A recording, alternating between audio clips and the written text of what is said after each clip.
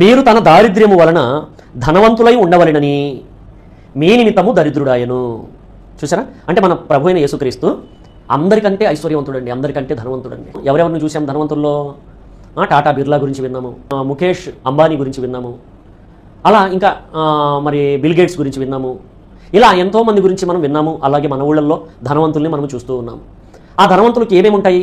ఇళ్ళు ఉంటాయి, పొలాలు ఉంటాయి, పెద్ద పెద్ద షాపింగ్ కాంప్లెక్స్ ఉంటాయి, ఇలా ఓడలు ఉంటాయి, అలాగే ఫ్లైట్లు ఉంటాయి, అలాగే బస్సులు ఉంటాయి, లారీలు ఉంటాయి, ఇలా ఎన్నో ఉంటాయి వాళ్ళకి. వాళ్ళను మనం ఏమంటున్నాము? ధనవంతులు అని అంటున్నాము. 1000 ఎకరాలు ఉన్నోళ్ళు ఉన్నారు, 100 ఎకరాలు ఉన్నోళ్ళు ఉన్నారు పొలం. మరి కొన్ని 100 షాపింగ్ కాంప్లెక్స్ ఉన్నవాళ్ళు ఉన్నారు, కొన్ని 100 లారీలు ఉన్నోళ్ళు ఉన్నారు, కొన్ని 100 బస్సులు ఉన్నోళ్ళు ఉన్నారు, షిప్పులు ఉన్నోళ్ళు ఉన్నారు. ఎంతో ఆస్తిపరులని వారికి మనం పేరు పెట్టాము, ధనవంతులని పిలుస్తాము, మనకు తెలిసిన లోకంలోని ధనవంతులు.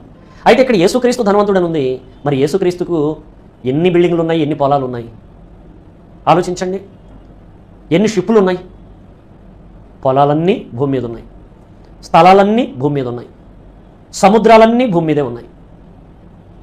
మరి యేసుక్రీస్తు ఎలాంటి ధనవంతుడంటే భూమే ఆయందండి.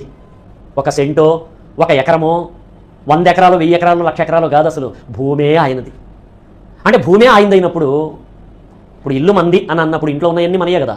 అలాగే భూమి ఆయిందైనప్పుడు భూమి మీద ఉన్న సముద్రము ఆయనే, సముద్రంలో ఉన్న సముద్రం మీద ఉన్న ఆ షిప్పులన్నీ ఆయనయే. అంతా ఆయనదే.